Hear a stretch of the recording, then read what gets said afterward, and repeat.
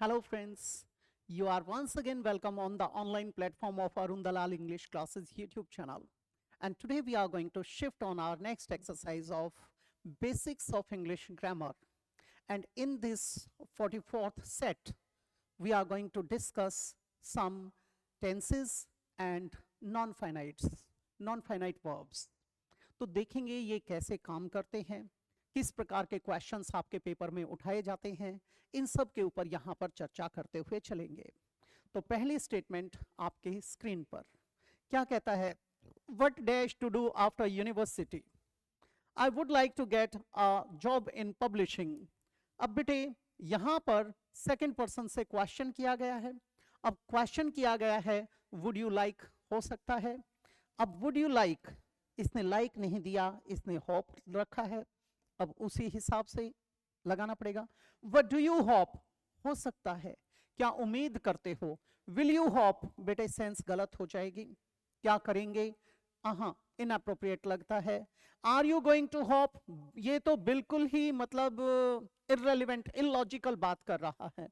What are you के साथ hope नहीं आ सकता, होपिंग लगाते, होपिंग आ नहीं सकता था, क्योंकि कुछ ऐसी वर्ब्स होती हैं जो हमारी सेंसेस से रिलेटेड होती हैं, जिन्हें परसेप्टिव वर्ब्स कहते हैं। उनका प्रयोग हम आईएनजी में ऐसे करते नहीं, ये भी गलत हो गया।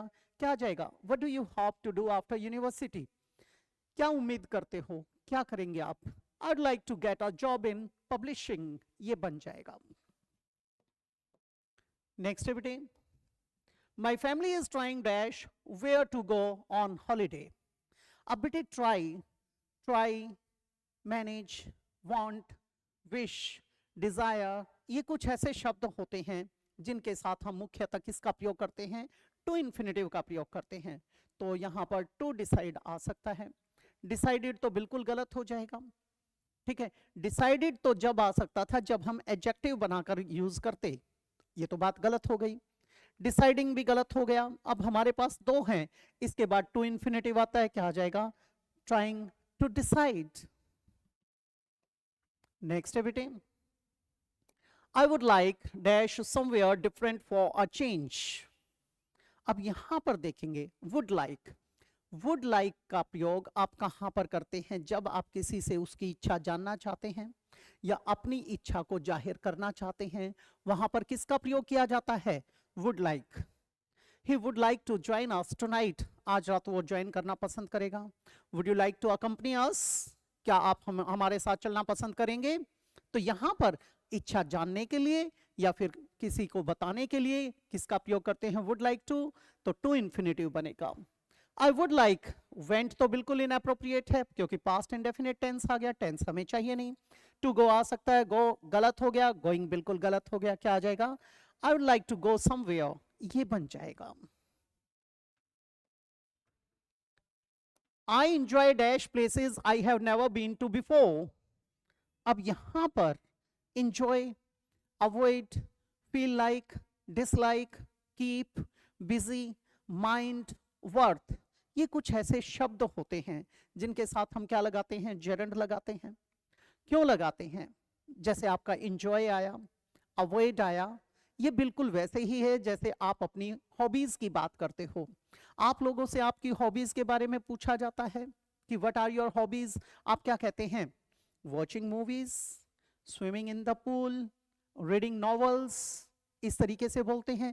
आप आईएनजी लगाकर बताते हैं क्योंकि वो आपकी हैबिट का पार्ट बना हुआ है। ओकेजनली होता तो आप टू इन्फिनेटिव का प्रयोग करते, अब वो तो गलत हो जाएगा यहां पर। तो एंजॉय के साथ भी क्या आ जाएगा? जेरंड का प्रयोग करेंगे। विजिटिंग हो सकता है, गलत हो गया, ये बिल्कुल ही गलत है क्योंकि ये तो प्रेजेंट इंडेफिनिट टेंस का पार्ट बन गया और वो भी सिंगुलर नंबर, गलत हो जाएगा। क्या आ जाएगा? I enjoy visiting places I have never been to before.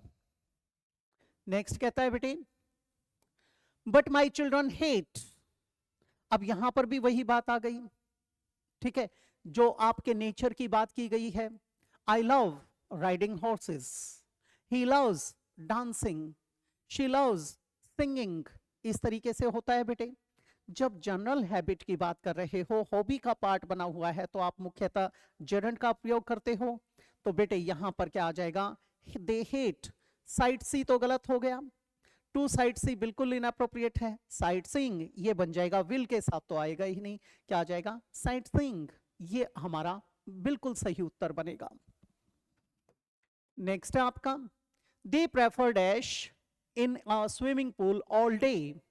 अब यहां पर ऑल डे की बात आई है, जब ऑल डे आ गया तो सारा दिन वो प्रेफर करते हैं, ठीक है, एक तरीके से क्या है, उनके लिए वो पैशन बना हुआ है।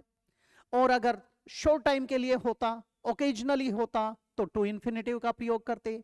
अब यहां पर क्या हो जाएगा, जेरेंट का प्रयोग करेंगे, और ओकेजनल में क्या, टू इन्फिनेटिव लगाएंगे, क्या आ जाएगा, दे प्रेफर प्लेइंग हो सकता है। प्लेज तो बिल्कुल गलत है, एक तो दे प्लूरल है, फाइनाइट वर्ब आ चुकी है, नॉन फाइनाइट वर्ब्स में प्लेज आता नहीं है क्योंकि ये तो सिंगुलर नंबर हो गया। टू प्ले जब आता, जब ओकेजनली की बात करते, टू प्लेइंग आएगा नहीं, क्या आ जाएगा, प्लेइंग। नेक्स्ट है बेटे, they refuse dash out on trips if it is too hot. Refuse के साथ हम टू इन्फिनेटिव का प्रयोग करते हैं। He refuse to join us, उसने इनकार कर दिया, ठीक है। The officer refused to arrest the minister, उसने मना कर दिया मिनिस्टर को अरेस्ट करने से, ठीक है। तो यहां पर टू इन्फिनेटिव का प्रयोग किया जाता है। रिफ्यूज टू गोइंग तो बेटे होता ही नहीं, गलत हो जाएगा। टू के साथ जेरंट कुछ सर्टेन केसेस में आता है जब ये टू प्रेपोजिशन का काम करता है। इसकी पूरी एक्सरसाइज आपके समक्ष आएगी। टू गो हो सकता है, गोइंग गलत हो गया, गो आएगा नहीं, क्या आ जाएगा, टू गो आउट। नेक्स्ट बेटे, last year we managed dash a holiday that suited everyone.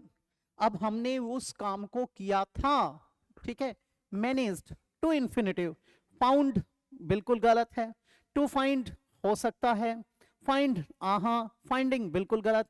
Last year we managed to find a holiday that suited everyone, manage के साथ क्या आता है, टू इन्फिनेटिव लगाया जाता है, इसलिए ये लगा दिया। सेकेंड लास्ट स्टेटमेंट देखेंगे, we decided dash a house with a swimming pool. Decide के साथ भी क्या आ जाएगा, टू इन्फिनेटिव आ जाएगा, ठीक है। Want, mean, manage, try, decide, wish, इनके साथ क्या लगाते हो आप, टू इन्फिनेटिव का प्रयोग करते हो, तो क्या आ जाएगा, डिसाइडेड। टू रेंट, तो रेंटिंग, रेंट, टू रेंटिंग सारे कट जाएंगे, क्या आ जाएगा, टू रेंट अ हाउस।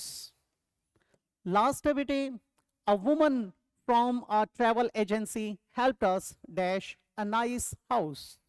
इसको समझने की कोशिश करेंगे।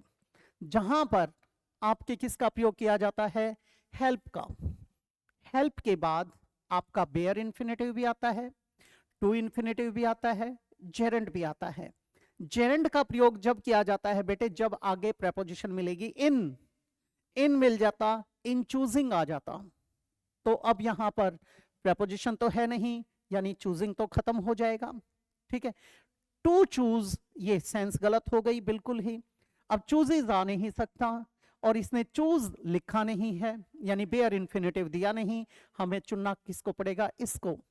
और अगर यहाँ पे टू चूज होता और केवल चूज होता तो नंबर 1 पे बेयर इन्फिनेटिव को रखते, नंबर 2 पे टू इन्फिनेटिव को रखते।